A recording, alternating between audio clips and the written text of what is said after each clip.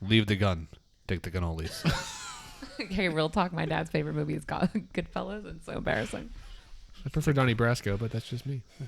Both great movies. As long as it's not a Bronx Tale. Get Shorty, also I'll good. be like, get the fuck out Monday, Tuesday, Thursday, Wednesday. Mickey Blue Eyes, a little weak. A little weak in the knees. We go to the...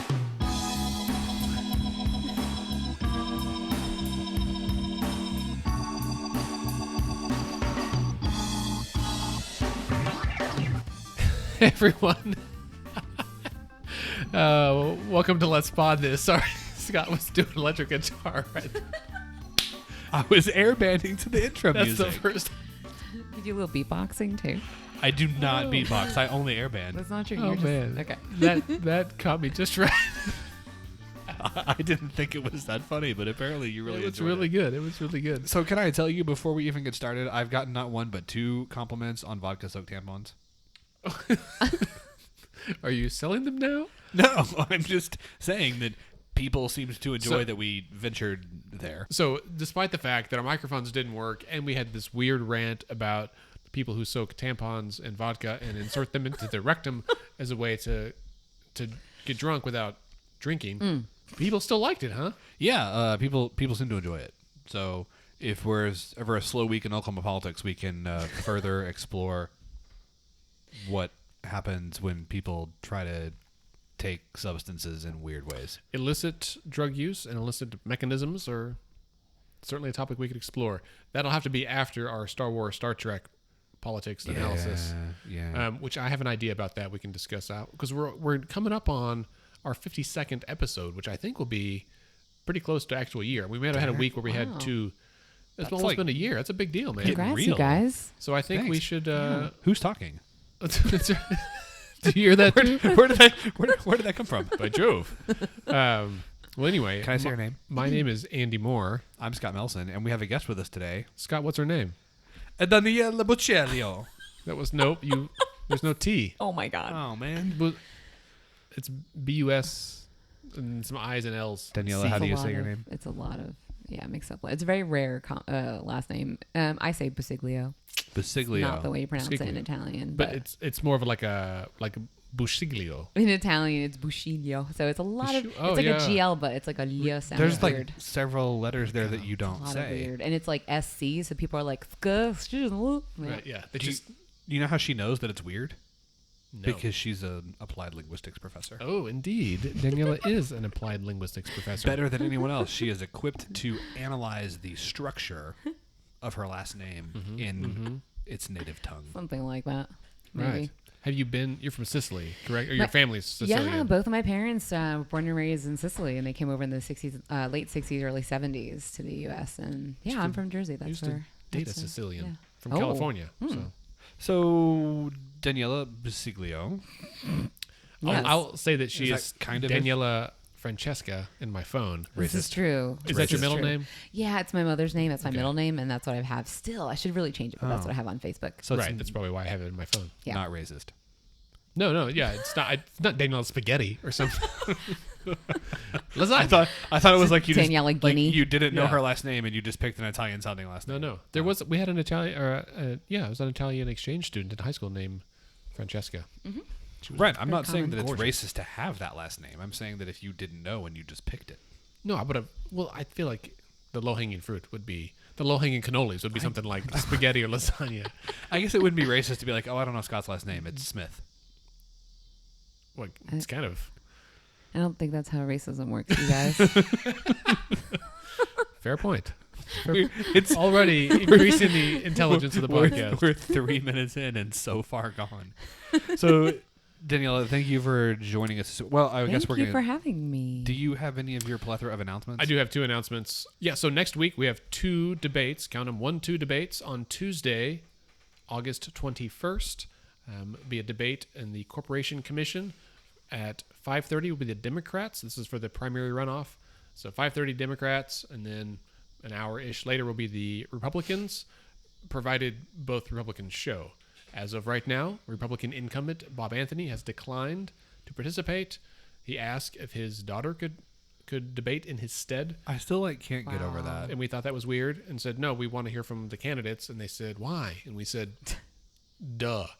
And so they said no. The invitation is still Because open. they're the one running. That's flagrant. Lots of folks, I think, of trying to. Yeah, flagrant. Flag on the play. Do you not have an alarm on I your don't have. soundboard? No, I've got this. You need a whistle. And I know. That's all I've got. I don't have enough things. So, You should make your joke now. okay, yeah, that's why I put it on here. We use these two. We discuss budget and bad jokes a lot. That's it.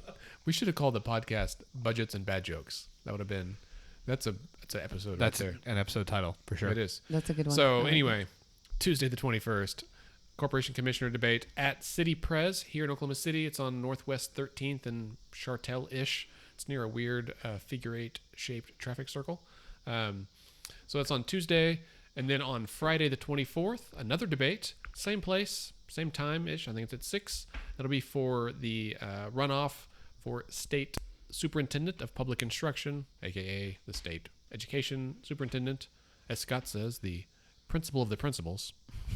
So it's between current incumbent Superintendent Joy Hoffmeister and her opponent, Linda Murphy. So that should be very informational as well. We will be there, and we're co-hosting with Non-Doc and Generation Citizen as we have our other debates. We're pretty excited. We're getting down to the wire here. The election is on the 28th of this month. So those two things coming up, and then I'll plug the rest of the stuff later on in the show. Scott, do you have any articles or announcements? No.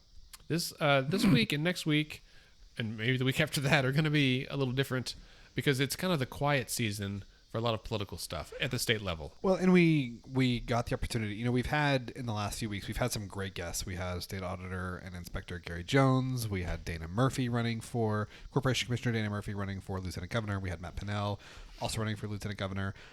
Got some great guests coming up. We were fortunate this week, next week, and the week after to be able to line up some guests that had a little bit more kind of an extended period of time that they could spend. Mm-hmm. And you know, there's a lot to talk about with each of them. So, you know, we kind of felt like it was, and again, if there's a big like breaking, you know, marijuana story, like if there's another major development, Breaking pot news, right, in the medical marijuana field, we'll certainly bring that to you. But there hasn't been a whole lot happening locally that we felt like really needed to be talked about. No, and I'm increasingly sad that we may have to trade in our Pruitt Watch music for some other topical music. No. Well, I mean, we're gonna keep it Never, because you never know when it might come out. But I mean, okay, you're not saying take the Pruitt Watch music and use it for something else. No. That's dedicated for that topic. Okay, all right, then I'm fine. Just saying, it's gonna be less frequent that we hear about him for a while. Dude, do you have the theme of The Godfather on there? Because Nope. we should play it every time Daniela talks. Oh, that'd be funny. No, all I've got is That's racist. this. she's like, now see that what you did there? Right, That's was racist. That's how it works. That's how it goes. On the nose. On the nose. All right. Well. Okay, Will, fun fact. Yes. My aunt and uncle, that the Godfather theme was their wedding song. Oh, so it's Really? not racist. When they were walking in or walking out? No, like I think it was. I mean, it was before I was born, but I'm pretty sure that was like their song. Like, oh, the Like the bride and first groom. dance? Yes, that one. Interesting. Isn't that because it speaks softly, love? Yes. Right. I know how to play it on piano. That's Nice. awesome. Maybe she could be our house band for the election watch party. I'll be your. Just play that over and over again. Who's the guy that was David Letterman's music Paul dude? Schaefer. Paul Schaefer. Yes, I'll be your Paul Schaefer. Excellent. And Leslie asked us if we would have a female Paul. That's right. And we said, you can't be a female Paul because, you know, Paul is a man. But It's 2018. Sentiment. You can be whatever you want, Scott. That's right. no, I'm not the one who said it couldn't. You said that. I said that's because she doesn't play any instruments. Oh. You were rejecting, like, the idea No. If she wants to come play the glockenspiel, that's cool. But I mean, maybe it's not what we're looking for. Yeah. Anywho, we do have a guest in studio tonight. She's already contributed more than either of us have. It's true, and definitely, as much as we are really working to drag down the intelligence level here, she's still building us up.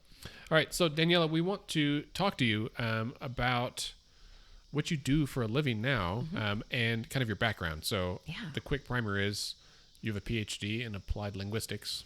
Just Yeah. fancy.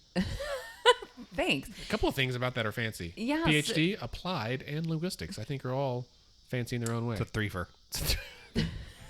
It is. So tell us what that means. Yeah, so technically on my PhD, just to be official, it says something like curriculum and instruction, which is a really big department over at, I did all my work at UW-Madison.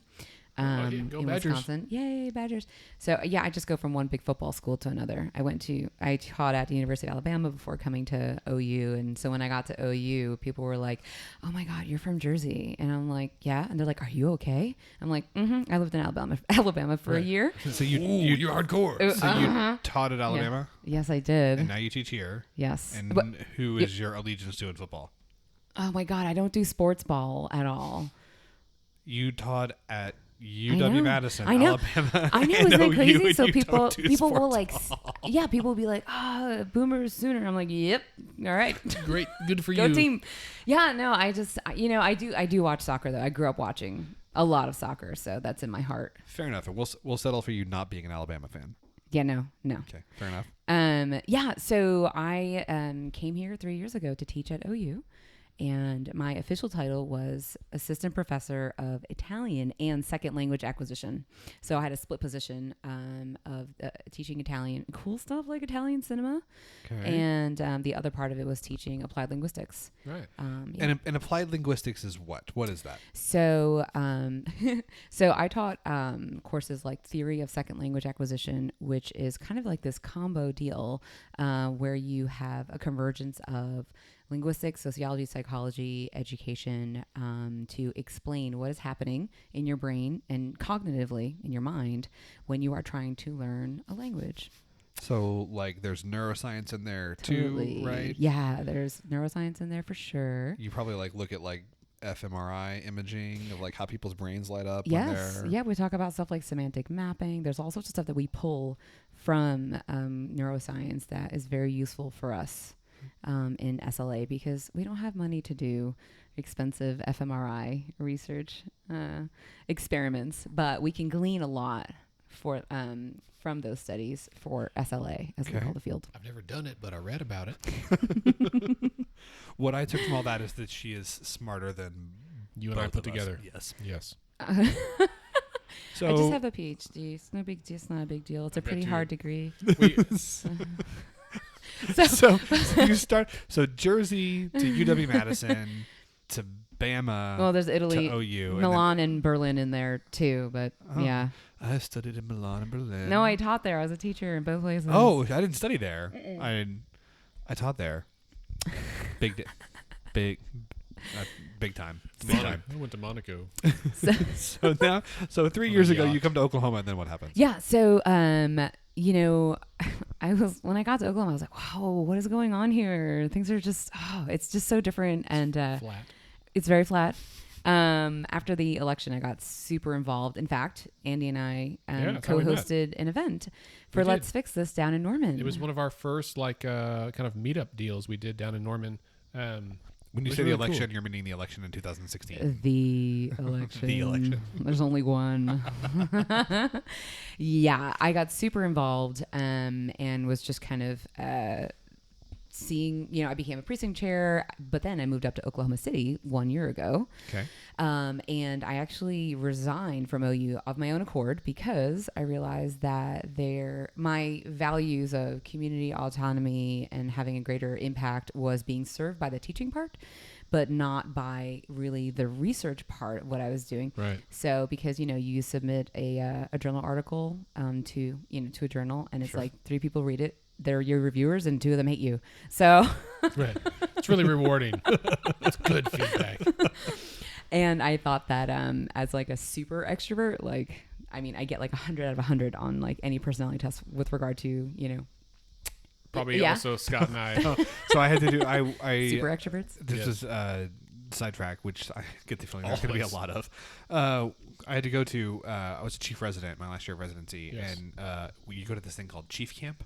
That sounds so much. One It's- time that's- at Chief It Camp. really was. That's racist. So there are those. No, but they had us do. So there were 50-ish of us at this thing, and they had us take the Myers-Briggs. We went through the Myers-Briggs Yeah, inventory. yeah. And the first one we were going through introvert, IDE, and he had us like line up in a horseshoe of like I was on the side on the end, and then it went all the way around to E. and I was third from the end on the E side. Yeah, that's where I would be too, for sure. You too, Andy? Yeah. So when I take the Myers-Briggs, I am an EXXX. So my other three You're like are right in the middle. You're a right in the dirty middle. E. Yeah. So it's like, well, I definitely am extroverted. Everything else is like I'm very moderate, which is no surprise here, right? Like, I can never remember if I'm ENFJ or ENTJ, and I think it's because my T. the thing is because I think my T and F are, it's kind of like that. They're like Yeah. within like 3 points of each other, so it depends. You're a T. Like circumstantially. So I did I these literally Hogan have a assessments. master's in this. This is where I excel.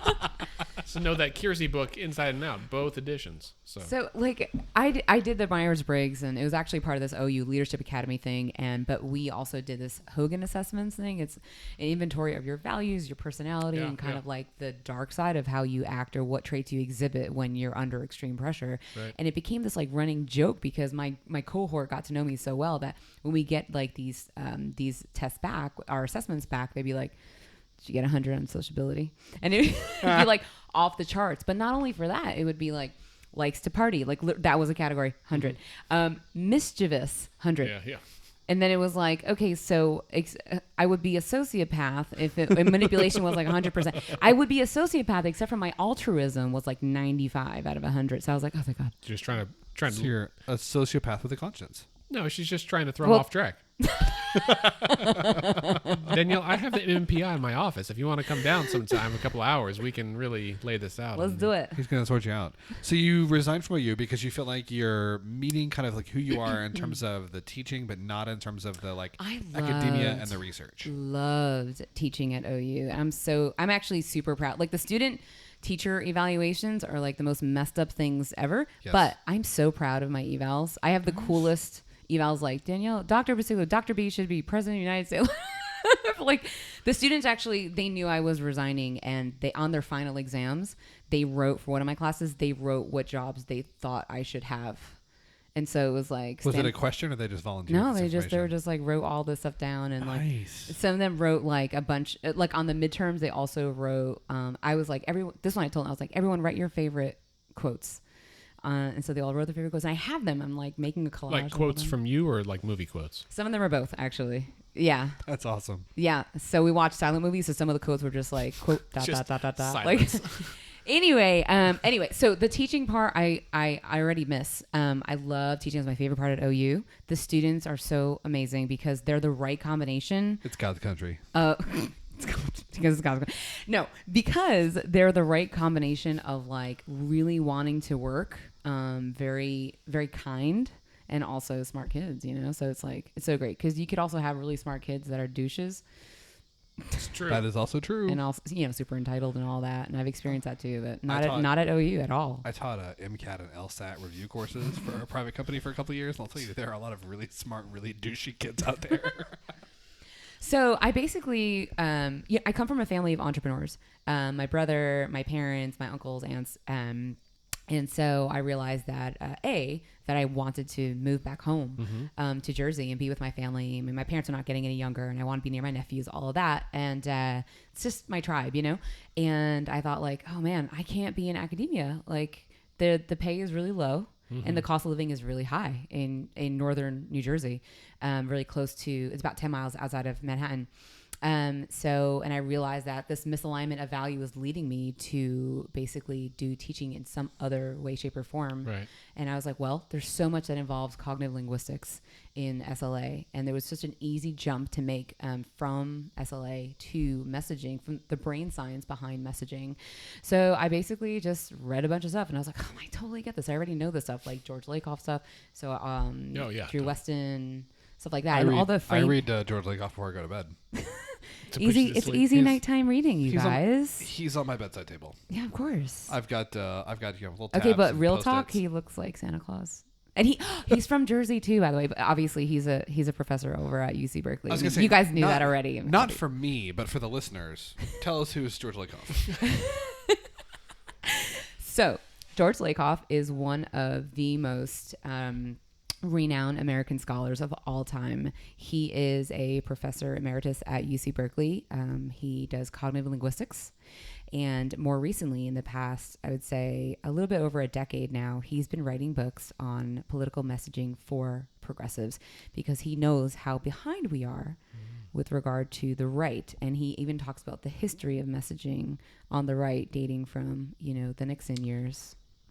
So his book, The Political Mind, I may have read that.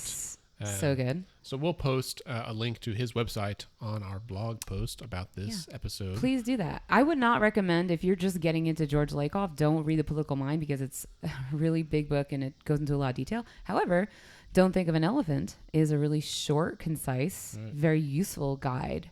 If you're like, I don't know what to do, I want to figure out what to say, how to say it, and you don't want to play political defense, which is one of the things that the left has been doing way too much for far too long. So we'll, you've kind of already alluded to this, but you are a Democrat or identify as a liberal. Is that correct? Yes, this is correct. And I actually only about a year or so ago, not switched, but formally registered as a Democrat. I just never affiliated with any party before. Well, that's interesting, especially in Oklahoma, where we've seen like the independents registration go up more so than proportionally more so than either party, and so I mean, there's certainly folks who switch around, but what prompted you to decide to do that? I think it's because there was a reason why. Oh, because I wanted to get more involved and become precinct chair, and I was like, oh yeah, I got to become a Democrat. That's totally cool with me. And I made a lot of friends that way too, and that was really cool. I miss my Norman friends. I don't get to see them that very often. So yes, and so basically, it was funny because I resigned in January, and I was like, I didn't know what I wanted to do. I was like, well, and like everyone, as all good ideas come to you in the shower. I was like, some of life's great insights happen in the shower. Wait, hold on. Can I just say this is really funny that there's like a roll of paper, like toilet paper, just hanging out on the.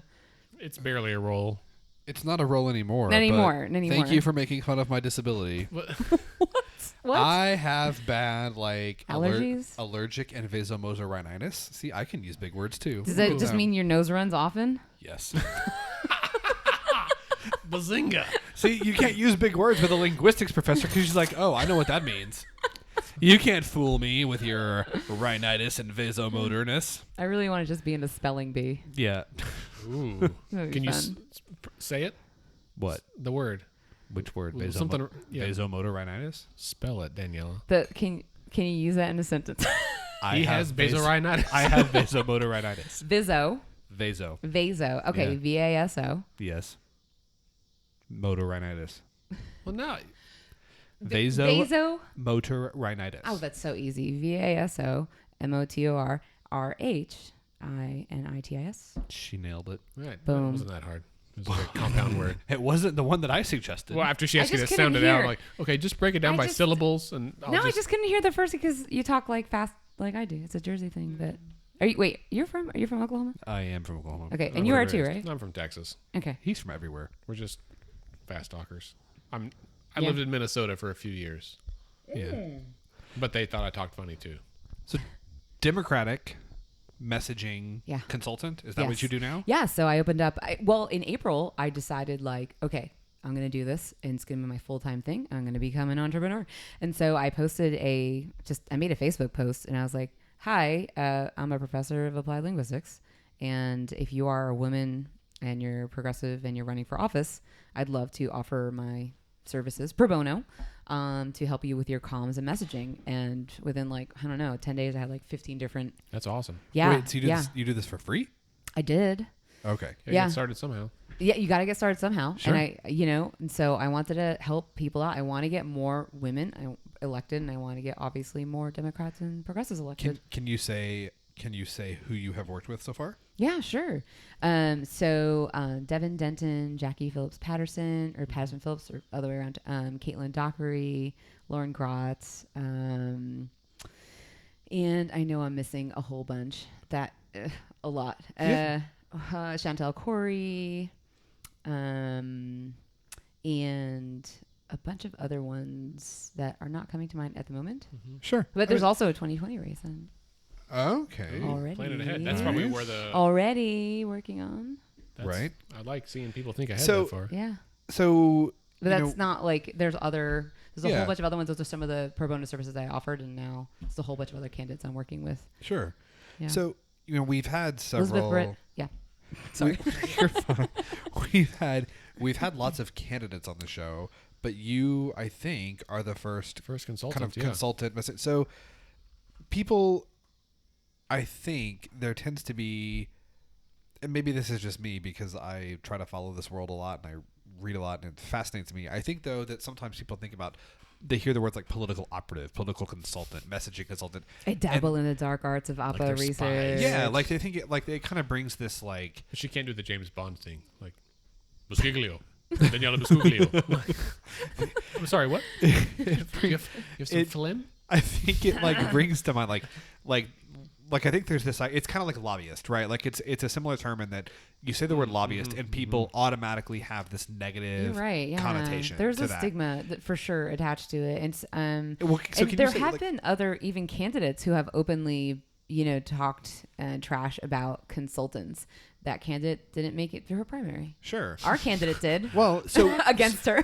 well, so Awkward. I guess I would say, what can you kind of tell the listeners? Like, you're a messaging consultant. Like, I think people think that means that you tell them what to say. But to me, I think what it probably means is the candidate has ideas and values and things that are important to them. You tell them how to say it. That's exactly right. The latter, not the former. Yeah. So I am willing to bet that there are consultants who do things like, no, you need to say this. That's not what I do. So I do messaging and broad communication strategy, which lends itself also to kind of brand strategy. And you are your brand. It doesn't matter if you're a candidate running for office or you're a salesman or whatever, or own a company. So my approach basically is to, first of all, I really have to get to know you and the most important events over the course of your life that help shape you as a person that led you to the moment where you decided to file to run. So from that, I think one of my greatest strengths is being able to synthesize. I can't say that word, synthesize. I have a little bit of a lisp. And basically distill what values, right, that you cultivated during those probably difficult times. And what values, or what, for example, the values that your parents instilled in you. So we work from there. You need to, I work to identify and hone your personal values before we go into your values as a candidate, right? So, Nyoti Sautan, as they say, you have to know yourself. And the biggest thing that I realize with candidates is that when they get up there, and on both sides of the aisle, they're like, tell the details of their lives. And then they're telling about all the problems in Oklahoma. I'm like, no one cares. Like everyone, like, first of all, we're keenly aware of those problems already. Exactly. I'm like, have you ever written a grant proposal? What are you going to do for me? Mm-hmm.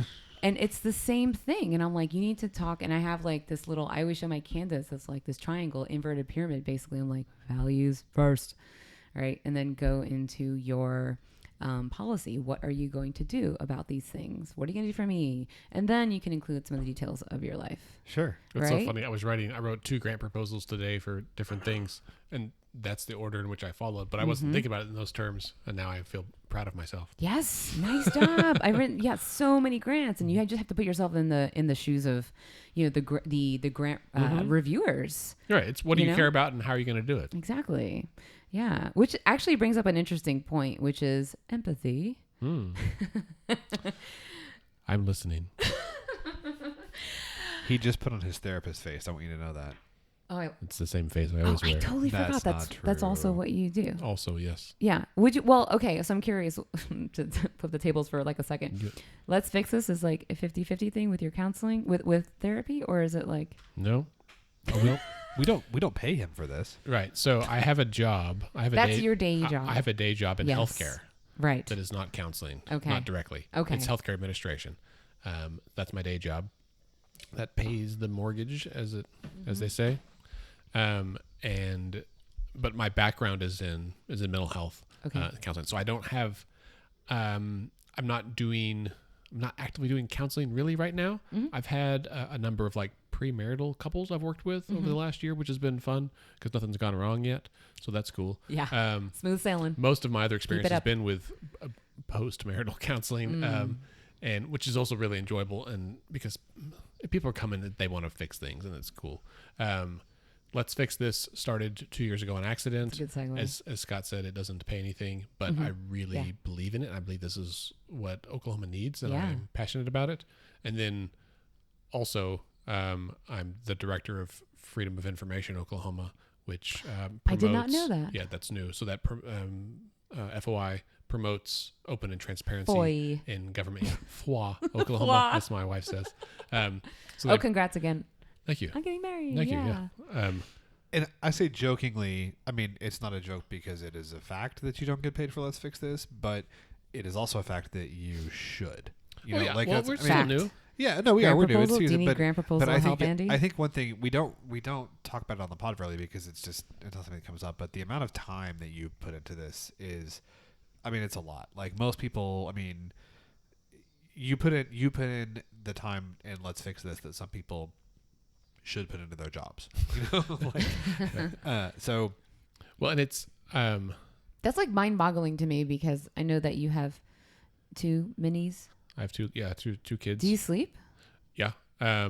We're also fostering a puppy right now, so I'm sleeping less. I He's saw cute. on Instagram. Oh my So god, so cute. adorable. So cute. So last night I went to bed at like 2:00 or something, 1:30, and then I woke up with the dog at like 3. And we're up for an hour, and then woke up at 6. And then in between there, I was like building a new website for FOI Oklahoma, which is gonna be awesome. You know, no big deal. No big deal. Whatever. NBD. Well, it was that and like keep the dog from chewing on me. As Well, puppies do. yeah. So anyway, no, but it's important stuff. Someone's got to do it. I don't mind. All that to say, just because we're gonna be potting until midnight, which is fine. I've got more gin. So why does how you say things matter? Like, why is it not why is it not enough to have the values, to have the things that you believe in, to know what you're for? Why does it matter how you tell people about that? Yeah. So I think this has to do with the study of pragmatics. And so it's all about intentionality and the intention behind your words. So a really easy example of pragmatics would be, I can say this to you. I can say, oh yeah, right, Scott. Or I can be like, yeah, right, Scott. So it's a totally different thing, completely different meaning. So that's just a really easy example of how you say words in a different manner, and it completely changes the meaning. I think that since I'm going to go all the way back to the Enlightenment. I love the Enlightenment. No, that's Let's- incorrect. You don't think Let's lock it down. Incorrect. if you don't will. like the Enlightenment? No. Why? No, seriously, it was good. We are beyond the Enlightenment. The Enlightenment needs to be thrown in the trash. Well- Recycled, upcycled, because I have a book for you. Well, actually an article and a book for you that talks about Descartes' error. Actually, and this is one? actually perfect that you're talking about this, because one of the things that like people on the left and progressives do is subscribe to the rational actor model. And so basically still believing in the tenets of the Enlightenment, essentially in logic and math is fine. And reason, and being able to just use word and disembodiment. So it's just about what you're able to say as opposed to taking cues, right, as to information from your body as to how that informs thought processes. Sure. And eventually words too, and action. So I think that, and this is also something that George Lakoff talks about in one of his books. He is like, no. And we know this from the research in SLA too, that language doesn't just come from the words happening, like coming out of my mouth. We have embodied cognition. We can't think of cognition simply as a logical, cold, hard reasoning. The body is also cognitive. It informs, right, the brain, right, and then your brain processes that. I mean, as a doctor, you're like totally down with that. Yeah. So we need a new name for the Enlightenment. It's not the Enlightenment anymore. It's like, I don't know, the embodiment. Yeah, well, because we had Enlightenment, we had post-Enlightenment, and now we're on embodiment. What are we on now? And when I say I love the Enlightenment, I don't mean to say that they were all correct, because I think that's we're just a brain in a jar experiment. Right. I don't think that they were all correct. I just when I was learning about history, I enjoyed learning. You were about like, the Enlightenment. respect. Yeah, I get it. So It sounded like what you were going to. I love my sound effects are gone now. Wait, why do you not have the air horn on your? Because that is crucial. I'm googling sound effects here. I'll get them for next episode. So what it sounded like, if I heard you correctly, what you were saying is that candidates these days, they Love them. ascribe to this model of like reason and logic, and they believe that if I just say the thing that makes the most sense, people are going to naturally be drawn to it, and I'm going to win. And my hunch is, I'm just going to go out on a limb here, is that while reason and logic might make good policy, they make bad campaigns. Yeah, you need to actually be emotional, be impassioned. I mean, not, have a measured sort of amount of, passion and emotion in your campaign. And certainly when you're, Right. doing your stump speeches, for example. But that's actually really important. Can I proffer an example? And yes, and the other thing I wanted to mention really quickly is that one of the things that, again, that on the left, more on the left, and I hate to even, sort of conjure up the image that is just so stuck in our brains, like, I mean, physically in our brains too, this idea of the political spectrum, that there is such a thing as a moderate. Right. Anyway, but one of the things that lefties or liberals, progressives do is they just assume that if I just list the research and statistics, then the people will naturally understand and do the right thing. And we know that's not true. Like, we have the science and we understand why that is not the case. Right. And well, how do we end up with someone like Trump in office that just constantly lies? Right. Right. Because people want, it's the emotional connection that they're wanting to believe in. Right. It's the emotional connection people want to believe in. But I would also say, though, that with Trump, because affect. Yeah. Because it's several things. So one, to your first point, I would say to me, one of the most clear-cut examples is Barack Obama and Hillary Clinton. Like, if you look at them on policy, they are, I think, very, very similar. Now, they faced different circumstances when they were campaigning. I like Hillary Clinton a lot. I think she would have made a great president. Same. However, I don't think you can look at her as a communicator and Barack Obama as a communicator and put them in the same so different league. Isn't that right? amazing? Right. And even though they were saying many of, not the same things, but very similar things. Yeah. So that's the first thing. I've been saying, I'm cutting you off in the middle of your two things, but like that people want hope and change, right? Even if they know it's not actually going to happen. Like they want to believe in hope and change. People want to be inspired. Yeah. Absolutely. People want to be inspired. Absolutely. And the thing is, and this is what I mean, and again, to be really clear, Let's Fix This is a nonpartisan, nonprofit political organization, so I'm speaking only for myself. Whether you like it or not, Donald Trump inspired some people, right? Of course. And that's just why the way Hitler inspired. And that's why he won, is because there are people that he inspired. And so people want to be inspired. So that's the first thing I would say, is that example of Clinton Obama, I think is to me, that's kind of what you're talking about. The other thing is, you're right, but I think people want that emotional connection beyond just like the data. But I also think, though, that there's another component to it, which is that people have, and I say learned for lack of a better word, people have learned, decided, been conditioned not to trust sources from which data comes. Oh, right. Well, because there's a lot of bad ones out there. Well, I mean, hey, a lot of the methodology that comes out of, even reporting in the state, I'm not reporting, sorry, journalism, but like,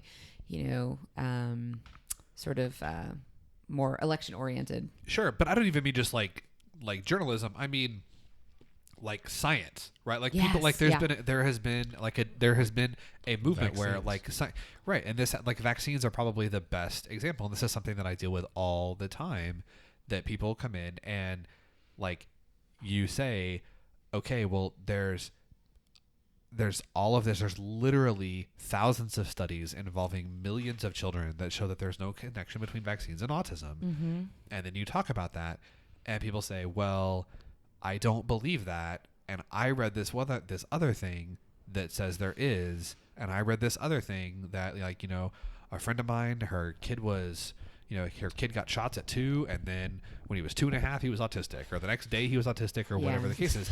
And so, like, right. And so anecdotes, right, are much more powerful than statistics. why is that? Like, is that in your field? Like, We're why? superstitious as fuck, man. No, because think about how much more salient, whether perceptually or not. So, like, when you hear an anecdote, you are envisioning that situation. You're like, oh my God, so-and-so's kids, like the day after they got a vaccine, he started feeling this way, and he stopped talking, he stopped this. So you're imagining that in your head. That fits into a certain narrative structure. It's actually physically embedded in your brain. Whereas if you just hear 99% of vaccine studies have shown that, Blah, that doesn't blah, mean blah, anything. That doesn't hook into any sort of deep physical narrative structure in your brain. This is deeply embedded stuff that has been happening right in the human brain. So in the newest part of your brain for, like, hundreds and hundreds of years. Just like, for example, like stuff that fits the narrative would be like you working in a hospital and a doctor, and there's visitors and operations happen, whatever. So if you saw like a visitor doing an operation in the OR, that does not fit the narrative. That's not what you would expect. That would definitely not be what you like.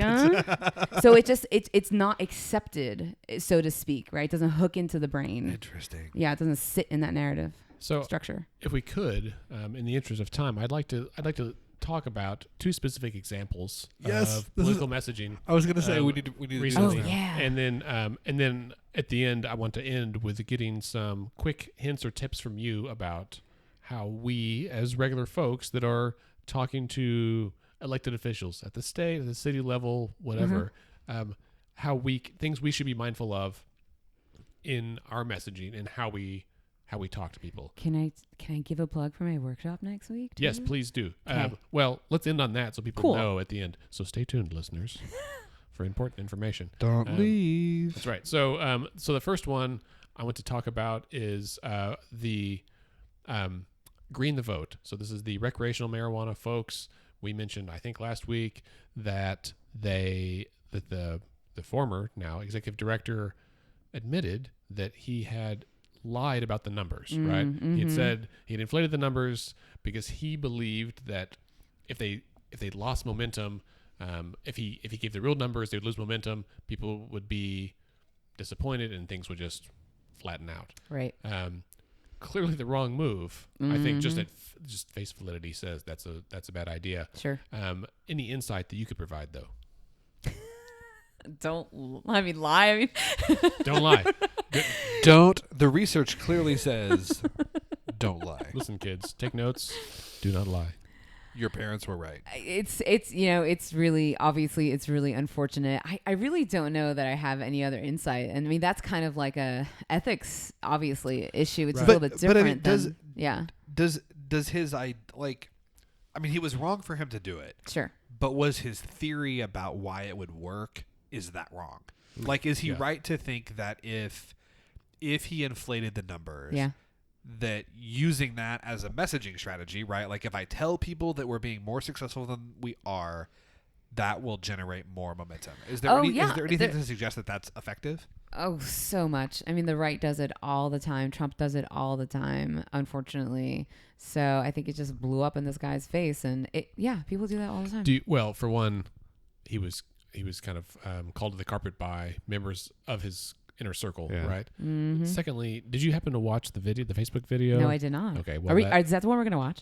No. Oh. I don't have it pulled up. It's long. The one we're going to watch is better. Yeah, that video is long. But popcorn. I was watching or listening to Scott Mitchell's. He does a friend of the pod, Mitchell Talks podcast with News 9. They do a News 9 series every week with Scott Mitchell, Grant Herms, and Aaron Brillback.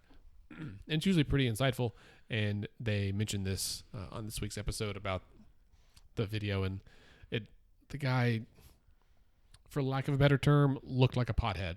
And so was he like this? Yes, kind of squinty, and it I think everyone had heard about it already because the other people announced that he had lied, and then when he came out, it was like dimly lit, like on a couch, and it was like, oh God, it's totally true. Even if look, guys, oh no, he's totally playing into that awful stereotype. The thing is, man, Brillback made a reference to there were these guys They took the rug, man. Like they just took the rug and they just peed on it. Really tied the room together, man. That rug was so great. All right, so that's the first one. The next one we're going to. Daniela doesn't know what we're talking about. No. Is this a movie quote? The Big Lebowski. Is this a movie quote? Oh man, I love that movie, but I haven't seen it in like. Okay, wait. Fun story. Back in 2008, I actually a friend and I, we were Walter and the Dude for Halloween. That is fantastic. I mean, I had like theater beard. Like Nice. it was so good that I came in and my friends didn't recognize me. Well done. That's Solid work. fist bump. Boom. It was great. For those of you listening at home, that was a fist bump. All right, so the next thing we're going to discuss is an actual campaign ad that is being aired on television right now. I saw it this morning, and I texted Scott almost immediately. It has been the talk of the town, as they say. This is a campaign ad for gubernatorial candidate in favor of Mick Cornett. And one thing, I don't know if it's important for us to say this on. Do we know, is this being aired by the Cornett campaign, or is this being aired by like a PAC who is working on behalf of Mick Cornett? Right. I'm not sure. Let's watch and find out. Okay. So we're gonna play it, so you'll hear it. Daniela, you're gonna see this for the first time. Ooh. So it's just a commercial. It's only 30 seconds long. Okay. Kevin Stitt says Mick Cornett is in favor of sanctuary cities. That's a bunch of bullshit. Mick was mayor of Oklahoma City, and it's never been a sanctuary city. The police chief agrees. And Kevin Stitt, his company was named one of the 15 shadiest mortgage lenders in the entire country. Who do you believe? The chief of police? Or old Bullstitt? That's just bullshit. Okay, so I love it. so that's that. Oh my God. So, as a political messaging consultant, what are your thoughts? Oh my God. I think it is actually quite genius. As soon as people see it, they're not going to be able to get that out of their heads because it's so catchy and so short. And Right. they repeated it like 3 times. Right. Yeah, it's Lather, rinse, repeat. They That's- bookend, yeah. right? They say it at the beginning. They have the rancher say it, who's an actual Oklahoma rancher. The one with the end, I don't know. She may be an actress. Bookend, yeah. And then in the middle, just the Bullstitt, which I want. Bullstitt. I really want to Can you make that cut into that one of out your... and yes. put on the soundboard Exactly. here. Yeah. Again, That's to be really clear, really good. And it's short. It's only 30 seconds. for anyone who's listening from the tax commission, please don't take this segment to be an endorsement of Mick Cornett for governor. We are simply critiquing this ad from a political messaging Right. No, perspective. yeah. I just thought it was catchy. And because I saw it on social media, like I saw it on TV this morning, and then not 15 minutes later on social media, someone had a screenshot in reference to the bull that was loose in Oklahoma City the other night. They just posted Bullstitt, and I was like, oh man, it's already made the jump into like the common vernacular. It's becoming like a meme. Well, and, like, almost a local. Yeah.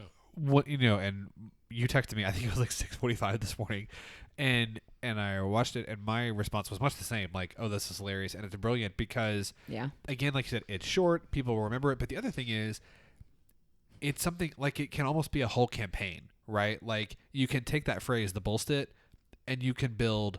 I mean, the number of ads that you can, Oh like my the number God, of it's different endless. and unique ads that you Oh, can build off right, that phrase. Yeah. I mean, because you can say like people, like if Kevin Stitt comes out with a new proposal, they can say, well, that's just more of the same old Bullstitt, right? It undercuts Like, they can- everything. Yeah, like it's. I don't know who Mick Cornett's campaign consultants are. I don't know who of them like came up with that ad, but whoever you are, well done, sir or madam. Could have just been a bunch of 8th graders, though. Really. Probably that's true. That's true. And I think like, but it's got that, as we said earlier, like kind of a face validity. Oh, it's catchy. It's short. Very. It's got a good punch. It punches in well, the middle. and- It's bullshit. Like, And oh, that's so good. The Cornett campaign was airing. Do we have Stitt's ad pulled up? I can pull it up. Yeah, keep talking. So the Cornett campaign aired this in response to an ad that the Stitt campaign aired last week, and it was hitting Mick Cornett on 2 things. One, his alleged support of sanctuary cities and not saying that there should be a border wall, and then 2, that that Cornett was not a Trump supporter. He was basically saying that Mick Cornett was a quote unquote never Trumper, and then also saying that he wanted Oklahoma City to be a sanctuary city. And so he aired an ad kind of hitting Mick Cornett on those issues, and this is the Cornett campaign response. If we can find the Kevin Stitt ad, I would be curious to see like your reaction to that one and say like kind of It's going to be hard to beat. From a comparing and contrast standpoint, like what works or doesn't work about the Stitt ad, Yeah. and what works or doesn't work about the Cornet ad as their response to it. Sure. So, fun fact, I don't own a TV. Oh, I just watch the internet. okay. Yeah. Like Hulu and Netflix and whatnot. Not even. I honestly don't. I'm so entrenched right now. So I'm working for the comms director for Mark Miles' campaign. He's running for Attorney General. Yeah. So I have my own firm. It's DFB Consulting. And then I also we have a campaign consulting consortium called Frontrunner Campaigns.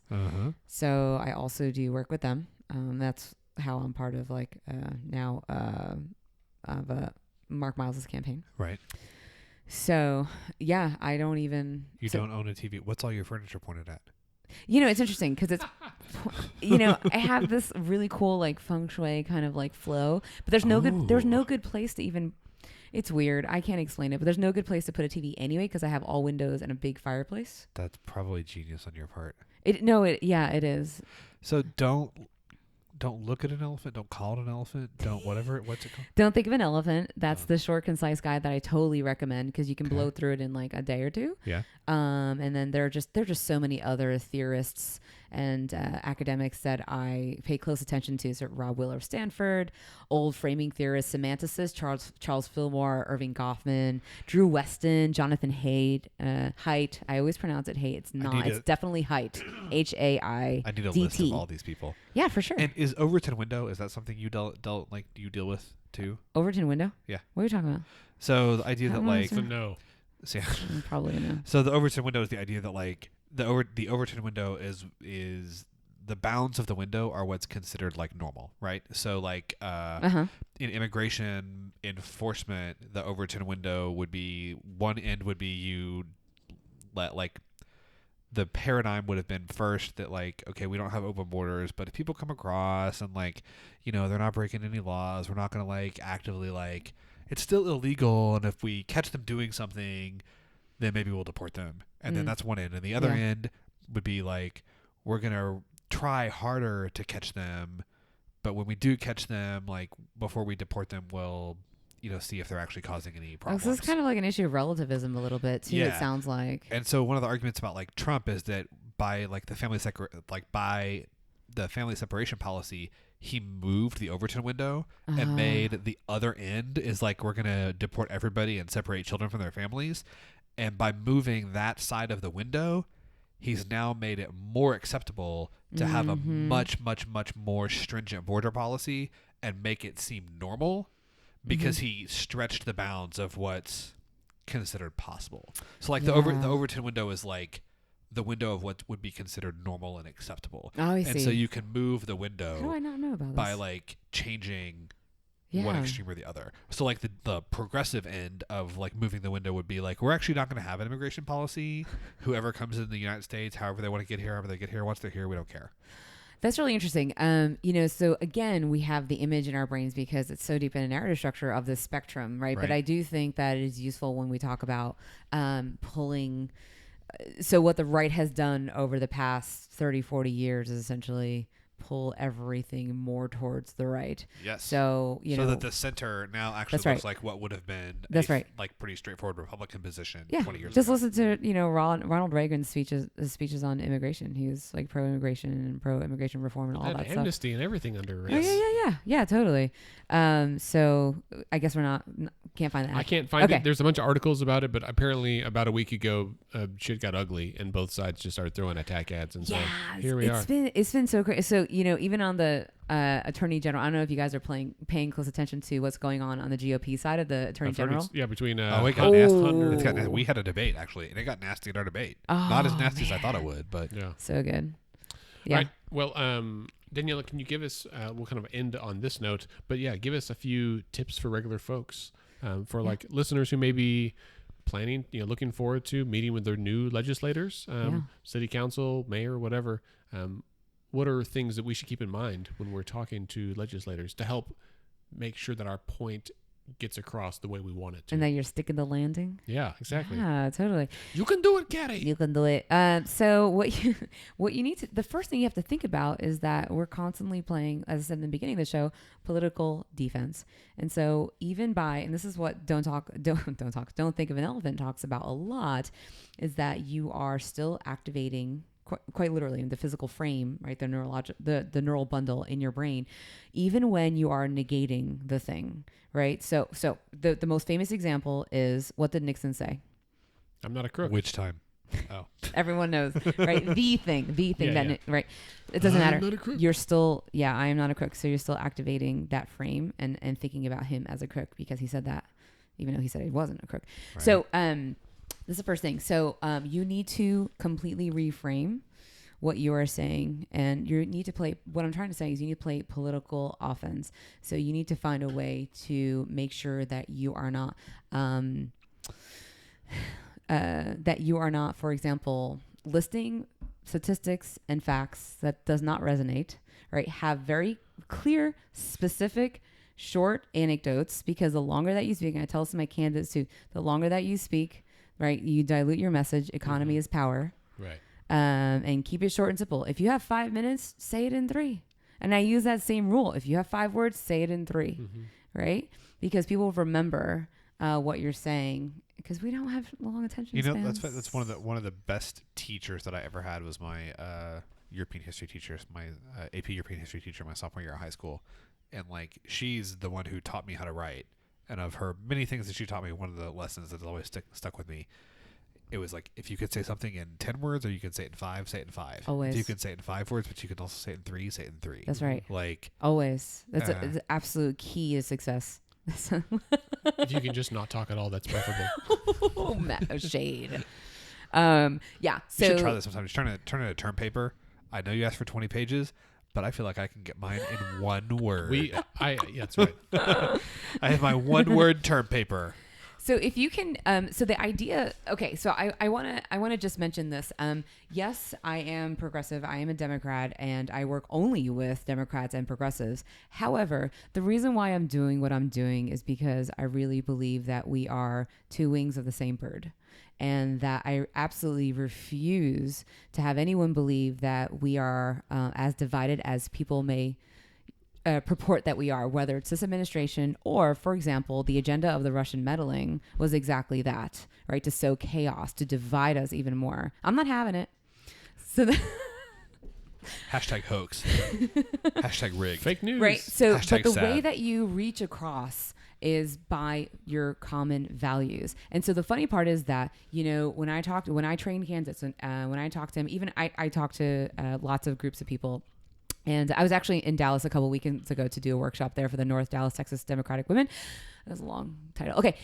Is that the values are, we share a lot of the same values with the other side. Who doesn't value prosperity, opportunity, right? Security, Right, freedom. right. But the problem is we need like to reframe, and we need subversion tactics, because no one owns words. Nobody does. But yet when I say the word freedom, right? Patriotism, immediately, that You think of one conservative side. Right, frame. That's right. Yeah. So we actually need to start reappropriating. That's like the best use of reappropriation. Of like, we need to reappropriate those words and take them back. Yeah. Really, no one owns words.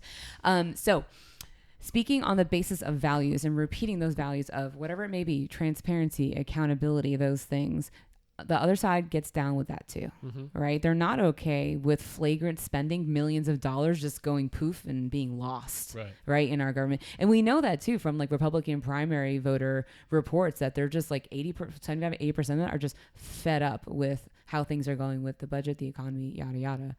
So always remain, you can be impassioned, but don't raise your voice. Like, stay calm. You can still be impassioned and, have a sense of calm when you're getting your message across.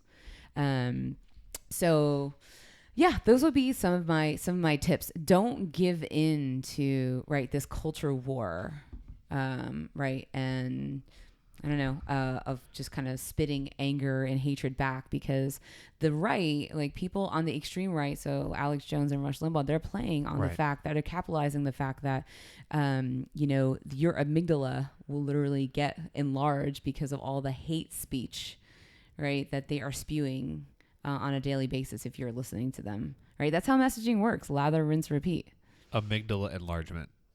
Episode So look that up. It was a Yale. You know what I'm talking about? Yeah. Yes. Isn't that crazy? It is Your crazy. wow. Your fear feels. center. Your fear center for extreme conservatives is a lot bigger than that study. That's it. That's fascinating. Yeah, totally. Yeah. Has to do with the word. So we have the word. The word. So we have Word. a handout that we use for people that are going in to talk to their legislators. And I want to see it. We call it a letter to our legislator, or a letter to my legislator, and it's basically a worksheet, right? So you put your contact info at the top, and then it's 3 parts: what it is you care about, why you care about it, and what you want them to do about it. That's Great. and that's because I felt when I made it that was like the most concise way to explain it. So like if you care about education, just put education, why you care about it. I'm a teacher. I also have 2 school-age kids. I don't get paid enough. Can I give you some feedback on that Yes, immediately? please. Yes. So the problem on the left is that when I ask people, hey, what do you guys care about? They list off policy. Oh, right. It's not the same thing as values.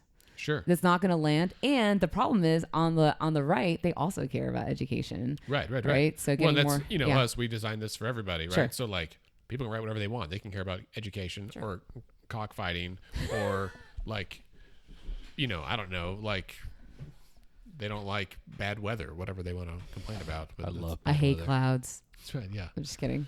I don't like the culture of fear that we're creating in our schools. I love that voice that you do. What is Which that? one? That sounds That like one you just did. That one right there. the dude from Family Guy. What? I've never watched a full episode of Family Guy. What? She's never seen Friends, but she watches Family Right. Guy. No. You gotta come at me. Come at me, bro. I've definitely seen Friends, but I've seen it. so basic. Okay, anyway. Sorry. Yeah. It is basic. Basically a great show.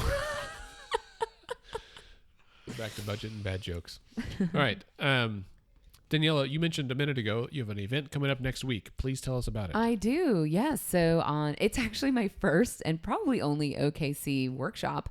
It is on Wednesday, August 22nd, 6 to 8 p.m. at the Paramount Room, right on Film Row on Sheridan Ave. And it's called The Language and the Brain, how to craft effective and powerful messaging. So I'm basically going to be explaining more about the brain science behind messaging and what sticks the landing, so to speak, in terms of how you communicate and why that is. So it's not about like really too much about the physical structure of the brain. I'm not going to talk about like the Werner's Broca area, stuff like that, but about the cognitive structures and these narrative structures in addition to like neural bundling, stuff like that. Wernicke's aphasia. Broca's aphasia. Broca's aphasia, yeah, like that. There you go. I was gonna go And it's going to be hands-on. So we're going to talk about values-based messaging I thought as you were gonna have well. brains in jars. I was getting Brains. excited. We can't. I'm hesitant to even bring it up because we can't get into it tonight because we're already like up against our time limit. But I would love to have you back and talk specifically I'm in. about messaging and social media. Oh, yeah. Like I think we could do a whole like talking about how to take the concepts that you're talking about and like how the concepts about communication and messaging that you like where your expertise is and how that fits in this modern landscape of social media. What if we have Fabulous. that conversation where we force ourselves to speak in much shorter sentences, like 280 characters. like or we're less. tweeting at each other. So like whatever you're gonna say in 2 sentences like this, And be you've got to cut just be off. like, what do you mean by that? And just God, that would kill me. why though? I would be so bad at it. I would be so bad at it. He's just trying to tell you to like, Did I talk too much? Yeah. Yeah, I know. That's No, not- I'm we're just all kidding. talking. That's why we have a podcast. So anyway, that's the workshop that I'm doing. It'll be super hands-on. It's a chance to network and meet new friends. What and there's is a full the, bar at the what is it- Paramount Room. What does it cost? So if you're at the door, it's going to be $40. Okay. It's 2 hours long. But I'd like to offer a promo code for Let's Pod This, people. Nice. We do Ooh, love a we promo do love code. promo codes for our podders. Yay! Okay, so if you type in "Let's Pod This" at the checkout, and so you can find the event on Facebook, by the way. Okay. If you type in the brain and language and the brain, it should come up. I can give you guys a link. Yes, please to- do, and we'll I put will it on put we'll put it on the blog, and Sure. can we put it on our Twitter too? Yep. Can we tweet it? Cool. Yep. $10 off the ticket price. All And this is what day? 22nd, which is a Wednesday. 'Kay. It's in a week. Totally terrifying. Low key terrifying. And Notice. what time will it be at the Paramount? The event is 6 to 8 p.m. Awesome. Yes. All right, super. Yeah. Well, Danielle, thanks so much for being here. Thank you for having me. It's been awesome. It's been a pleasure. We're going to go to a quick break, and we'll be right back to wrap up.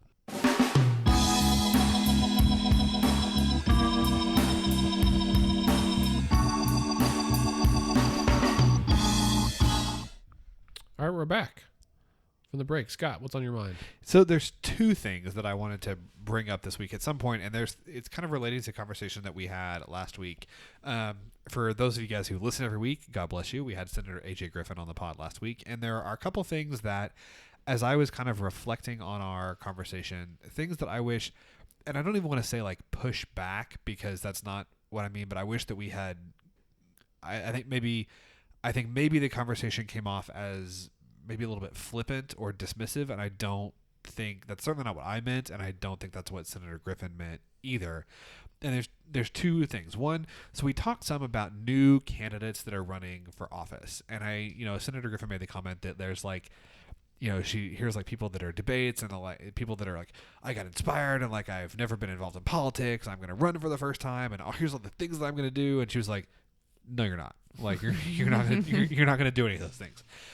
And we talked about that a little bit, and I didn't want that to come off in a way where it felt like or like let's fix this or we or whoever don't support new people running for office. Oh, right, yeah. You know what I mean? Like I didn't want You just want like measured expectations. Yeah, like and because I think it is important, like that new blood is absolutely important. Like new blood in politics matters, but at the same time, everything is a trade-off, and so maybe the trade-off is maybe you're a Republican in a heavily Democratic district, and so for you, the trade-off of losing a Democratic legislator with 10 years of experience and knowledge and institutional expertise and seniority, losing that kind of the value that comes with someone who has that experience and replacing them with a freshman but who has more of your like kind of ideological leanings, maybe that trade-off is worth it to you, right? Mm-hmm. Or if you're a Democrat in a Republican district, vice versa.